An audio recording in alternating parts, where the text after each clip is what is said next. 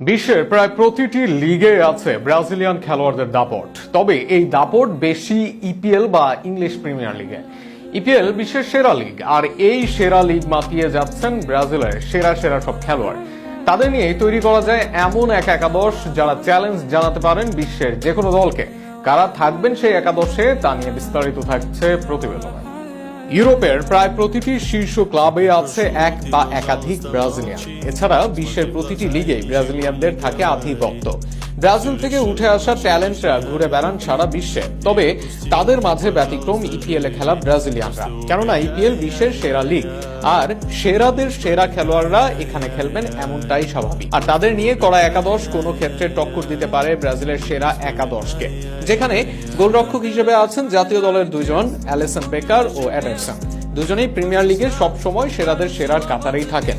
এই দুজনের মাঝে একজনকে বেছে নেওয়া বরাবরই